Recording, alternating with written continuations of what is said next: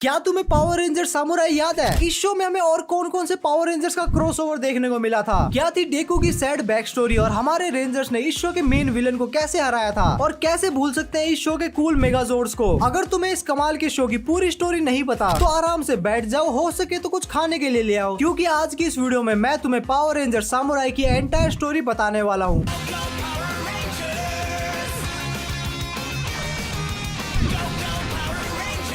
तो कहानी की शुरुआत होती है कुकुर के लिंडी जैसे दिखने वाले इन मॉन्स्टर से, जो कि एक छोटे से बच्चे पे गैंग अप कर रहे होते हैं। और असल में ये नाइट लॉक्स होते हैं जो कि नेदरवर्ल्ड से आए हुए होते हैं। वाह, माइनक्राफ्ट भी खेलते हैं लोग। उसके बाद अपना रेड रेंजर जेडन वहाँ पे आता है, जो कि चिंटू पुंटू की छुट्टी कर देता है। उसके बाद उसका गुरुजी, जिसका नाम जी होता है, वो बताता है कि अब टाइम आ चुका है कि चुने हुए पावर रेंजर्स को जो भी सरकारी नौकरी, ठेकेदारी, मजदूरी, 9 to 5 जॉब वो जो भी कर रहे हैं वो सब छोड़कर अब दुनिया की रक्षा करनी पड़ेगी। मतलब अब चुने हुए लोंडो को फुल टाइम पावर रेंजर का धंधा करना पड़ेगा, क्योंकि अब उन्हें दुनिया को एक इविल विलन से बचाना पड़ेगा। अब वो विलन कौन है वो तो हम आगे जानेंगे। सबसे पहले वो जाते हैं अपने सखत लोंडे कल्लू कालू केविन के पास, जो कि ब्लू रेंजर होता है, क्यूटी पिंक रेंजर मिया, और बहन का टका पूरे दिन मौज मारने वाला माइक, जो कि ग्रीन रेंजर होता है, और लास्ट में अपने गामा की छोरी एमिली येलो रेंजर। उसके बाद माइक उन सभी को उनके सामुराइजर्स देता है, जिनकी मदद से वो पावर रेंजर सामुराई में ट्रांसफॉर्म हो सकते थे। और असल में सामुराई रेंजर्स में नेपोटिज्म होता है, जिसका बाप या फिर माँ जो रेंजर होती है उसके बेटे या फिर बेटी को वही रेंजर मिलता है। और दूसरी तरफ हमें दिखाया जाता है इस शो का मेन विलन मास्टर जेनरेड और उसके कुछ टट्टू चेले। और हमें पता चलता है कि ये जो जेनरेड है वो पावर रेंजर की पास्ट जनरेशन से लड़ते लड़ते हार गया था, लेकिन लड़ाई के दौरान पावर रेंजर की जो पास्ट जनरेशन थी वो भी निपट गई थी और अब अपने भाई का कमबैक हो चुका था और वो एक बार फिर से दुनिया पे राज करने के लिए आ गया है। और आते ही वो अपने एक चेले को धरती पे तबाही मचाने के लिए भेज देता है और अपने रेंजर्स उससे भिड़ जाते हैं, लेकिन वो और बहुत सारे नाइट लोग अपने लोंडे पे भारी पड़ रहे थे। उसके बाद जेडन अपना बड़ा करता है। उसके बाद बाकी रेंजर्स भी अपने चाकू छुरी जो भी है उन सबको अपग्रेड करते हैं। उसके बाद हमें अपने रेंजर्स के फोल्डिंग जोर्ड्स देखने को मिलते हैं, जिसकी मदद से वो उस गुंडे की गेंद पे लात मारते हैं। अगले एपिसोड में अपना गुंडा जेंड्रेक्स अपने लोंडो को बताता है कि वो अर्थ में जितना ज्यादा रोला मचाएगा, जितना वो लोगों को तंग करेगा, उतना ही पानी यहाँ पे भरेगा और वो नेदर से ओवरवर्ल्ड, मेरा मतलब हमारी दुनिया में आ पाएगा। उसके बाद वो अपने एक मॉन्स्टर को धरती पे भेजता है और अपने लोंडे और लोंडिया उसे लफड़ा करने के लिए पहुंच जाते हैं। अभी नई नई जॉब में भर्ती लगने की वजह से उनका स्टार्टिंग में टीम वर्क बहुत ही वीक होता है, जिसकी वजह से वो मॉन्स्टर उनकी कह के लेता है। तभी दुनिया का रखवाला मसीहा, जिसे देख के गुंडे लोग कांपते हैं। अरे मैं भूल गया था, साउथ मूवी नहीं है, मेरा मतलब रेड रेंजर वहाँ पे आता है और सबको बचा लेता है। उसके बाद वो गुंडा मेगा गुंडा में ट्रांसफॉर्म हो जाता है। उसके बाद हमें फाइनली पावर रेंजर सामुराई का मेगाजोर्ड देखने को मिलता है, जो कि काफी कूल लग रहा है, और उस मेगाजोर्ड की मदद से अपने लोंडे गुंडे की गुद्दी चटका देते हैं। आगे हम देखते हैं कि अपना ग्रीन रेंजर माइक ट्रेनिंग में सभी रेंजर्स की बराबरी, मेरा मतलब बराबरी कर रहा होता है। तभी रोफर नाम का एक नाइट लोग वहाँ पे हमला कर देता है और अपने लोंडे उससे लड़ने के लिए जाते हैं, लेकिन माइक वहाँ पे ज्यादा ही चौधरी बनता है, जिसकी वजह से वो नाइट लोग वहाँ से निकल पड़ता है और अपना केविन माइक को रख के गली आता है। और माइक कहता है कि साला एक काला आदमी मुझे धमका रहा है, नहीं करनी ऐसी नौकरी, और ये कह के वहाँ से चला जाता है। लेकिन कुछ देर बाद माइक को रियलाइज होता है कि हाँ, शायद गलती वहाँ पे मेरी थी, मैं कुछ ज्यादा ही चौधरी बनने का ट्राई कर रहा था। और थोड़ी देर बाद वहाँ पे मास्टर जी भी आते हैं, जो कि उसे मनाने का ट्राई करते हैं, लेकिन वो साला रूठी औरत की तरह वहाँ से बाइक लेके निकल जाता है। और वहाँ पे रोफर एक बार फिर से हल्ला मचाने के लिए आता है और अपना माइक भी वहाँ पे फुल जोश में आता है और उस साले की गुद्दी चटका देता है। और फिर अपने लोंडे अपने मेगाजोर्ड का इस्तेमाल करके उसके मेगा मॉन्स्टर फेस को भी हरा देते हैं। आगे हम देखते हैं कि ओक्टोरो एक डबल टून नाम के एक मॉन्स्टर को भेजता है, जो कि लोगों के सपनों को खा के उन्हें दुखी करता है। अब काफी सारे लोग एक साथ दुखी होने लग गए थे, जिसकी वजह से सेंसु नदी का पानी अब बढ़ता जा रहा था। और दूसरी तरफ हम देखते हैं कि डबल टन रियान नाम के एक लोंडे के कान में कुछ तो फुसर फुसर कर रहा होता है। और तभी वहाँ पे अपने रेंजर्स आते हैं, जो कि रियान को तो वहाँ से भगा देते हैं और डबल टन की गुद्दी में दहलात मारते हैं। उसके बाद केविन और मिया रियान से पूछताछ करने के लिए जाते हैं कि बता लोंडे, डबल टन तेरी कान में क्या क्या बकबक कर रहा था। लेकिन वो साला बहन का टका बताने को मना कर देता है। मैं होता तो साले को पकड़ के पीट देता, लेकिन केविन और मिया तो देव मानुस है, तो रियान के घर में धरना देके बैठ जाते हैं। किस प्रकार का धरना ये, काले आदमी दूर रहे उससे। उसके बाद वो देखते हैं कि रियान ने अपना बेसबॉल का सामान डस्टबिन में फेंक दिया है और उन्हें पता चलता है कि डबल टन ने इससे इसकी सबसे प्यारी चीज को छीन लिया है। तुमने एक बच्चे की मासूमियत का फायदा उठाया, ये तुमने अच्छा नहीं किया। Samurai sir!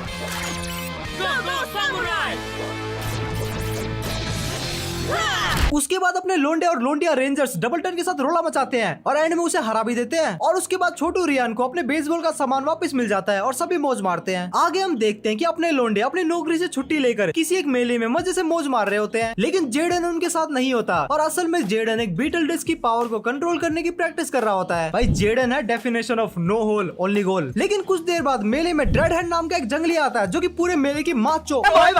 अपने लोंडे उससे लड़ते हैं, लेकिन उस साले जंगली पे किसी किसी भी अटैक का असर हो ही नहीं रहा था। और फिर फाइनली वहाँ पे जेडन आता है और वो भी उसका कुछ नहीं उखाड़ पाता। लेकिन इन सभी मॉन्स्टर की एक कमजोरी होती है, असल में ये सभी मॉन्स्टर श्रापित सेंसु नदी से निकले हुए होते हैं और अगर ये लोग ज्यादा देर तक सेंसु नदी से बाहर रहते हैं तो ये साले सूखने शुरू हो जाते हैं, जिसकी वजह से ड्रेड हेड को सेंसु नदी में डुबकी मारने के लिए वापस जाना पड़ता है। और वो गुंडा एंड टाइम पे चला गया, वरना अपने रेंजर्स की गुद्दी टूटती टूटती रह गई थी। दूसरी तरफ हम देखते हैं कि अपना लोंडा जेडन दिन रात एक करके अपना पिछवाड़ा घिस घिस कर बीटल डिस्क की पावर को मास्टर कर ही लेता है, जिसके बाद अपने लोंडे ड्रेड हेड से एक बार फिर से लफड़ा करने के लिए पहुंच जाते हैं और इस बार वो उस साले की गुद्दी को चटकाई देते हैं। और पावर रेंजर की परंपरा के हिसाब से विलन मरने के बाद बड़ा हो जाता है, तो वैसा ही होता है। और जेडन की नई पावर की मदद से हमें एक नया बीटल ब्लास्ट मेगाजोर्ड देखने को मिलता है। एंड अगेन पावर रेंजर की परंपरा के हिसाब से विलन यहाँ पे फट जाता है और अपना मेगाजोर्ड मस्त पोज मारता है। ये तो फ्रेंच सिनेमा है। अगर तुम्हें वीडियो पसंद आ रही है और तुम कंटेंट को सपोर्ट करना चाहते हो तो लाइक करके वीडियो को हाइप जरूर से कर देना, ताकि नए लोगों तक ये वीडियो पहुंचे। इसके अलावा तुम्हें नेक्स्ट पावर रेंजर वीडियो किस पे चाहिए कमेंट में मुझे बता देना। एंड जिन जिन लोगों को Q&A में पार्टिसिपेट करना है, इंस्टाग्राम के इस पोस्ट में जाके कमेंट सेक्शन में अपने कमेंट पूछ लेना। आगे हमें देखने को मिलता है एक निगाट्रॉन, बड़ा रेसिस्ट नाम है यार। तुम लोगों को पता ही होगा ना कि मैं रेसिज्म के बहुत ही अगेंस्ट हूँ। कल्लू कालू केविन के पास और हमारा निगाट्रॉन मॉन्स्टर लोगों की बुराई करके उनका गेम बजाता है। अरे ये तो मेरी पड़ोस वाली आंटी की पावर है। अपने लोंडे और लोंडिया वहाँ पे उससे रोला मचाने के लिए पहुंच जाते हैं और वो निगाट्रॉन अपने लोंडो की कह के लेता है, लेकिन अपनी सख्त लोंडिया एमिली को इससे घंटा भी फर्क नहीं पड़ता। लेकिन एक बार फिर से निगाट्रॉन सूखने लगता है तो वो वेट होने के लिए अपने मालिक के पास पहुंचता है। ये गलत साउंड क्यों कर रहा है? और निगाट्रॉन के जाने के बाद अपने लोंडे एक प्लान बनाते हैं कि भाई लोग और बहनों, अब निगाट्रॉन हमारे बारे में कुछ भी कहेगा ना, हम ना उसको घंटा भी भाव नहीं देंगे। और अपना निगाट्रॉन एकदम वेट और सेटिस्फाई होके वापस आता है और फिर वो अपने लोंडो से रोला मचाना शुरू करता है, लेकिन इस बार एमिली उसकी कुद्दी चटका देती है और फिर वो बड़ा होता है, अपने लोंडो का भी बड़ा होता है मेगाजोर्ड। क्या जोक मारा भाई।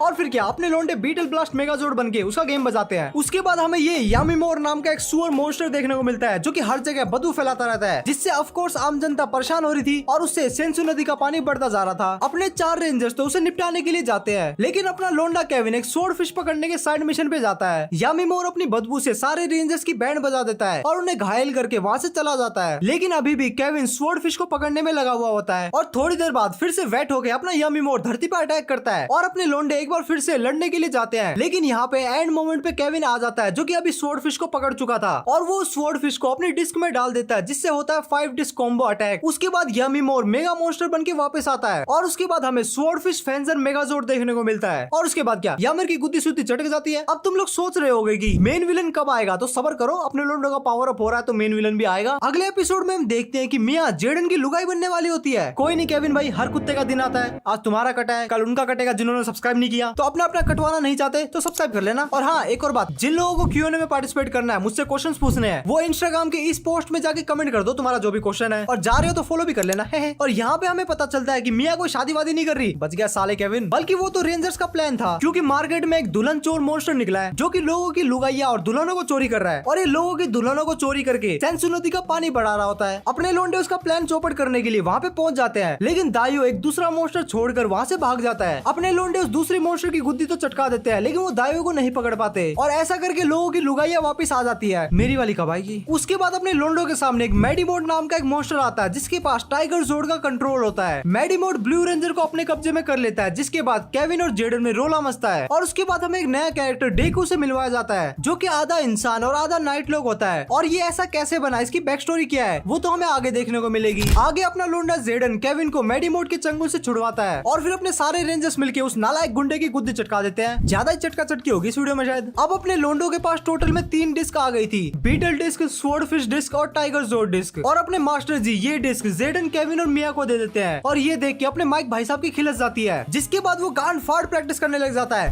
कान। और इसी दौरान डेस्पेरिनो नाम का एक मॉन्स्टर शहर पे हमला कर देता है और अपने 4 रेंजर्स उससे लड़ने के लिए जाते हैं। और उधर हम देखते हैं कि अपना माइक प्रैक्टिस करके फॉरेस्ट डिस्क को अचीव कर लेता है। उसके बाद क्या लोंडे का पावर अप हुआ, लोंडे ने गुंडे की गुद्दी चटकाई, उसके बाद वो गुंडा साला बड़ा हुआ और इस बार अपने लोंडे सामुराई बैटल विंग फॉर्म का यूज करते हैं। आगे हम देखते हैं कि रोपटिश नाम का एक मॉन्स्टर आता है जिसे सिर्फ जेडन से ही भिड़ना था, क्योंकि पिछली बार जब जेंड्रेक्स ने अर्थ पे हमला किया था तब पुराने पावर रेंजर्स में से रेड रेंजर ने उसे हरा के उसे नेदर वर्ल्ड में सील किया था। और इसीलिए इस बार जेंड्रेक्स सबसे पहले रेड रेंजर का ही गेम बजाना चाहता था। अपने बाकी रेंजर्स रेड रेंजर को बचाने के लिए जाते हैं, लेकिन वहाँ पे उनकी गुद्दी लग जाती है। जेडन को ये देख के लगता है कि वो एक अच्छा लीडर नहीं है, क्योंकि उसकी वजह से उसकी टीम पिट रही थी और इसीलिए इसीलिए वो टीम को छोड़ देता है और जब एक बार फिर से रोपटिस हमला करता है तब वो अकेले ही उससे भिड़ने के लिए पहुंच जाता है। लेकिन वहाँ पे बाकी रेंजर्स भी आ जाते हैं और वो लोग जेडन को समझाते हैं कि तुम एक अच्छे लीडर हो और हम सब में से सबसे स्ट्रॉन्ग भी हो। इसके बाद क्या ये सुन के भाई में जोश जागा और सबने 5 डिस्क कैनन का इस्तेमाल करके गुंडे की गुद्दी चटका दी। उसके बाद वो मेगा मॉन्स्टर में ट्रांसफॉर्म होता है और अपने लोंडे अपने रेंजर बैटलाइजर और मेगाजोर्ड को कंबाइन करते हैं और इससे बनता है बैटल विंग मेगाजोर्ड और इसकी मदद से वो रोपटिस का गेम बजा देते हैं। लेकिन यार कुछ भी बोलो, इस शो के मेगाजोर्ड स्कूल तो होते थे। आगे हमें वल्प्स नाम का एक मॉन्स्टर देखने को मिलता है जो कि जेडन को दिन रात स्ट्रोक करता है क्योंकि उसे जेडन का स्पेल पावर चाहिए था। लेकिन अपना जेडन मुन्ना 24 घंटे चौकन्ना रहता है और उसे वल्प्स की चाल भी पता चल जाती है, जिसके बाद रेंजर और वल्प्स में रोला मचता है। जिसके बाद एंट्री होती है एक नए रेंजर गोल्डन रेंजर की। मैंने तो कभी आर्काइव्स में गोल्ड रेंजर के बारे में नहीं पढ़ा।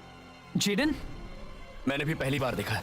मेरे ख्याल से अब बातें बहुत हो चुकी, अब वक्त है एक्शन का। जो कि आते ही साला ऑरा फार्मिंग करना शुरू कर देता है और हमें पता चलता है कि गोल्डन रेंजर असल में जेडन के बचपन का दोस्त एंटोनियो होता है जो कि बचपन में जेडन से बिछड़ गया था और वो जाते जाते जेडन से ये वादा करता है कि वो जब भी लौटेगा तब वो सामुराई बन के ही लौटेगा और जेडन ने ही उसे ऑक्टोजोड गिफ्ट दिया हुआ होता है। उसके बाद क्या सब लोग मिलकर गुंडे का गेम बजाते हैं। हाँ, कितना शानदार। आगे हम देखते हैं कि एंटोनियो सामुराई टीम में शामिल होने की बात करता है लेकिन मास्टर जी बोलता है कि अच्छी है हड़वे, तू असली सामुराई नहीं है, लो कर लो बात। यहाँ भी नेपोटिज्म है यार। और वो मास्टर साला जी उसका मोरफर भी रख लेता है। अम्मा बहन पे आ जाऊंगा मैं इनकी। जिसके बाद वल्प्स का दोस्त स्टीलो शहर पे हमला करता है और अपने लोंडे उससे लड़ने के लिए जाते हैं लेकिन वो अपने लोंडों की गुद्दी पे दह रैपट मारता है। उसके बाद सभी रेंजर्स मास्टर जी से बोलते हैं कि उन्हें एंटोनियो को भी टीम में रख लेना चाहिए, नहीं तो भाई उनकी गुद्दियां ऐसे ही नपती रहेगी। कुत्तों की तरह पिटने के बाद जेडन भी मास्टर जी को कन्विंस करता है और एंड में मास्टर जी भी मान जाते हैं और अपना एंटोनियो और जेडन साथ में मिलकर गुंडे का गेम बजाते हैं। और उसके बाद जब स्टीलो बड़ा कर लेता है अपना साइज, तब अपना गोल्ड रेंजर अपने ऑक्टोजोर्ड को बाकी रेंजर्स के मेगाजोर्ड से कंबाइन करता है और ऐसे ऑक्टोस्फीयर मेगाजोर्ड बनता है और स्टीलो साले का गेम बजता है। और जब सब कुछ सही लग रहा था, गोल्ड रेंजर अपनी टीम में आ गया था, तब ये साला कल्लू केविन की जी में कीड़ा काटता है और वो बोलता है कि एंटोनियो कभी भी एक सच्चा सामुराई नहीं बन सकता। और अपना लोंडा एंटोनियो फिर से खुद को साबित करने के लिए केविन का पीछा करता है और वो दोनों एक ऐसी जगह पे पहुंचते हैं जहाँ पे ऑक्ट्रो सेंसबेरी नाम के एक मॉन्स्टर के साथ मिलकर सेंसु नदी का पानी धरती में ला रहा था। असल में वो दोनों लोगों की पसंदीदा चीजें चुरा के उन्हें काट कूट कर फेंकने का प्लान कर रहे थे, जिससे लोग अपना आरा शुरू करते हैं और सेंसु नदी का पानी और बढ़ता। और तभी अपना एंटोनियो और केविन उन दोनों पे हमला कर देते हैं लेकिन एंटबेरी उन दोनों पे कुछ गीला और चिपचिपा चीज लगा देता है और असल में ये स्लाइम होता है जिससे उनका हाथ फिसल रहा होता है। तुम लोगों ने क्या सोचा? अपने लोंडो के हाथ फिसल रहे थे जिससे वो अपने हथियार को नहीं पकड़ पा रहे थे, जिससे अपने लोंडो को वहाँ से भागना पड़ता है। लेकिन थोड़ी देर बाद लोंडो का कमबैक होता है और सबसे पहले वो एंटबेरी का हथियार कुएं के अंदर फेंक देते हैं और दोनों भाई दोनों तबाही मिलके उस गुंडे का गेम बजा देते हैं और इससे दोनों का भाईचारा भी ऑन टॉप हो गया था। आगे हमें डेकू की बैक स्टोरी देखने को मिलती है। डेकू तुम भूल तो नहीं गए, वो आधा इंसान और आधा ये जानवर। पहले के जमाने में डेकू, जिसका असली नाम डायोर होता है, वो बहुत ही एक हार्डेस्ट वॉरियर होता है जिसकी एक डायू नाम की एक लुगाई भी होती है और वो दोनों अपना मस्त जीवन काट रहे होते हैं। और एक दिन डायू डेकर को एक तलवार गिफ्ट करती है और वो अपनी सेनोरिटा को एक गिटार गिफ्ट करता है। लेकिन दोनों की मौज मस्ती के दिनों में किसी की नजर लग जाती है और एक दिन डेकर मरने की तगार में होता है और वहाँ पे एक राक्षस आके डायू को बोलता है कि वो डेकर को बचा सकता है, लेकिन वो ऐसा तभी करेगा जब डायू अपनी आत्मा राक्षस को बेचेगी। डायू अपने पति को बचाने के लिए अपनी आत्मा को राक्षस को बेच देती है, जिसके बाद वो डेकर को ठीक तो करता है लेकिन वो आधा इंसान और आधा नाइट लोग बन के रह जाता है और डायू हमेशा के लिए जेंड्रेक्स की सर्वेंट बन जाती है। और अब डेकर की जिंदगी का कोई भी मकसद नहीं बचा था, इसलिए वो खुद से लड़ने के लिए एक योद्धा को ढूंढ रहा होता है और वो ऐसा करने के लिए जेडन को चैलेंज करता है। दूसरी तरफ हम देखते हैं कि जेडन और उसकी टीम किसी तो एक आंडू पांडू मॉन्स्टर से लड़ रही होती है। तभी वहाँ पे डेकर आता है जो कि जेडन को उठा के ले जाता है और फिर दोनों के बीच में तगड़ा लफड़ा होता है। अपने बाकी रेंजर्स उस आंडू पांडू मॉन्स्टर से लड़ रहे होते हैं और इधर जेडन डेकू के साथ लड़ रहा होता है और लास्ट में जेडन डेकू से जीत जाता है और डेकू का गेम बच जाता है। इसके बाद पावर रेंजर सामुराई की एक बहुत ही इंटरेस्टिंग मूवी आती है। मूवी की स्टार्टिंग में हम देखते हैं कि किसी तो एक आंडू पांडू वर्ल्ड में दो लोगों के बीच में रोला मच रहा है, जिसमें से एक होता है कबाड़ी की दुकान प्रोफेसर कोग है, ये कैसा नाम है, वैसे इस मूवी का विलन है। और जो इससे लड़ रहा होता है वो होता है हमारा एक और नया रेड रेंजर स्कॉट, जो कि पावर रेंजर आरपीएम का लीडर होता है। प्रोफेसर कोग कहता है कि सुन बे, लफड़े में कोई भी बेईमानी नहीं होगी, लेकिन वो साला बाद में खुद ही चीटिंग करके स्कॉट के घोड़े लगा देता है। उसके बाद हम देखते हैं कि प्रोफेसर कोग अपने वर्ल्ड से पावर रेंजर सामुराई के वर्ल्ड में आ गया है और अपने सामुराई लोंडे एक साकजो नाम के नाइट लोग से लड़ रहे होते हैं और ये सब चीजें प्रोफेसर कोक देख रहा होता है। शाक जो बहुत देर तक रेंजर्स की मारने के बाद सूख जाता है तो वेट होने के लिए दोबारा से नेदर में चला जाता है। अपने कबाड़ का भंडार भी नेदर में एंट्री मारता है और मास्टर जेंड्रेक्स से कोलैब करता है और कहता है कि तू मुझे फॉलो कर, मैं तुझे फॉलो बैक देता हूँ। वैसे मुझे भी इंस्टाग्राम में फॉलो कर लेना, फॉलो बैक तो नहीं मिलेगा तुम लोगों को। कोक कहता है कि उसके डायमेंशन की ह्यूमन की बहन की चूई में कुछ पुई करने के लिए उसे सेंसु नदी का पानी चाहिए, जिसके बदले वो रेंजर्स को उलझा के रखेगा और जेंड्रेक्स पीछे से आके बैक शॉट्स देगा। मेरा मतलब जेंड्रेक्स दूसरी तरफ से अपने अपने नाइट लॉक की सेना के साथ अटैक करेगा और दोनों रेंजर्स का गेम बजा देगा। सीन शिफ्ट होता है और हम देखते हैं कि कोक के ग्राइंडर सामुराई रेंजर्स के वर्ल्ड में रोला मचा रहे हैं, लेकिन हमारे सामुराई थोड़े आदम जमाने के होते हैं तो उनकी तलवार ग्राइंडर्स का कुछ भी उखाड़ नहीं पा रही थी। उसके बाद अपना लोंडा स्कॉट वहां पे एंट्री मारता है और अपने नाइट्रो ब्लास्टर से सारे ग्राइंडर्स की गुद्दी चटका देता है। हेलो दोस्तों, एक और रेंजर? क्या कहा? हाँ? क्या? जेडन? उसके बाद अपना लोंडा जेडन पूछता है कौन है बे तू? जीजा जी का होटल है? नहीं ये तो डायलॉग नहीं था। लेकिन अपना सखत लोंडा स्कॉट डीमॉर्फ करने से मना कर देता है और इतने में वो एमिली और मिया साली उस पर चेप हो जाती है और वो सब मिलके स्कॉट को सीबा हाउस लेके जाते हैं। सीबा हाउस में स्कॉट बताता है कि प्रोफेसर कोग इस डायमेंशन में इनके ह्यूमन के साथ कुछ तो रोला मचाने की प्लानिंग कर रहा है। आगे हम देखते हैं कि प्रोफेसर कोग जेंड्रैक्स के एक टट्टू मॉन्स्टर के साथ एंटोनियो पे हमला कर देता है, लेकिन स्कॉट वहां पे एंड मोमेंट पे आ जाता है। कोग और स्कॉट के बीच में एक बार फिर से रोला मचता है और एंड मोमेंट पे हमारे सामुराई रेंजर्स वहां पे आ जाते हैं और वो उसका कुछ नहीं उखाड़ पाते। कोग जेडन को उसकी डायमेंशन में भेजने ही वाला होता है, लेकिन एंड मोमेंट में बाकी सामुराई रेंजर्स आके जेडन को बचा लेते हैं, लेकिन वो साले खुद ही कोग के डायमेंशन में ट्रैप हो जाते हैं। पर अपने दोनों ही रेड रेंजर्स को हाइपनो बोल्ट लग जाता है जिससे दोनों के दिमाग पानी में चले जाते हैं। वो दोनों उसके बाद शिबा हाउस जाते हैं जहाँ पे मास्टर जी उन्हें बताते हैं कि भाई माँ बहन होने वाली है सबकी अब, क्योंकि नाइट लॉक की एक बहुत ही बड़ी आर्मी वहाँ पे अटैक करने वाली होती है और अपने दोनों ही रेड रेंजर्स को वहाँ से निकलना पड़ता है ताकि वो रोला मचा सके। पर हाइपनो बोल्ट की वजह से वो दोनों नालायक लोंडे आपस में भिड़ जाते हैं और प्रोफेसर कोग को लगता है कि वाह मेरा प्लान कामयाब हो गया। पर एंड मोमेंट पे अपने रेंजर्स प्रोफेसर कोग का काट देते हैं, वैसे ही जैसे उसने तेरा काटा था। वो बताते हैं कि हमारे मास्टर जी कोई लल्लू आदमी नहीं है, उन्हें पहले ही पता था कि हमारे रेंजर्स हाइपनो बोल्ट से पोजेस है, इसलिए मास्टर जी ने दोनों के ऊपर से वो जादू टोना उतार दिया था। उसके बाद क्या, वो दोनों ही रेंजर्स प्रोफेसर कोग की गुद्दी लाल कर देते हैं और बाकी के रेंजर्स भी वापस आ जाते हैं। उसके बाद क्या, रेंजर्स और नाइट लॉक के बीच में बहुत ही तगड़ा लफड़ा होता है। नाइट लॉक की एक आर्मी को जनरल गट लीड कर रहा होता है और अपना जेडन उससे जाके भिड़ जाता है, लेकिन नालायक आदमी उससे भी पिट जाता है, लेकिन वो बाद में शार्क रिंग का यूज करके गट का गेम बजा देता है। उसके बाद गट मेगा मॉन्स्टर बन जाता है और अपने लोंडे बैटल विंग मेगाजोर्ड बना के उससे लड़ने लगते हैं, लेकिन वो लोग जनरल गट का कुछ उखाड़ नहीं पा रहे थे तो वो लोग शार्क जोर्ड को बुलाते हैं और सामुराई शार्क मेगाजोर्ड बनाते हैं। अपने लोंडे उसे हरा देते हैं, ये बताइए। जिसके बाद स्कॉट अपनी डायमेंशन में चला जाता है, मूवी का एंड हो जाता है और इस वीडियो का भी एंड हो जाता है। लेकिन पावर रेंजर सामुराई सीरीज का एंड नहीं हुआ, हमें आगे पावर रेंजर सुपर सामुराई देखने को मिलेगा और वो कहाँ देखने को मिलेगा, वन एंड ओनली टूनजिला में देखने को मिलेगा। और कब देखने को मिलेगा, तो वो है 28 तारीख थर्सडे को देखने को मिलेगा। तो कच्छे पहन के आना, खाना लेके आना, मजा आ जाएगा। इसके अलावा तुम्हें अगर ये वीडियो पसंद आई तो वीडियो को लाइक कर दो और इसके अलावा हाइप भी कर दो। अगर तुम चैनल पर नए हो तो तुम्हारे लिए चैनल पे बहुत सारी वीडियोस है, जाके सारी की सारी वीडियो को देख डालो। अगर तुम्हें कंटेंट पसंद आता है तब जाके सब्सक्राइब कर लेना। इसके अलावा स्क्रीन पे तुम्हें 2 वीडियो और दिख रही होगी, उनको भी तुम चेक कर सकते हो। मैं मिलता हूँ तुम लोगों से नेक्स्ट वीडियो में, तब तक के लिए बाय।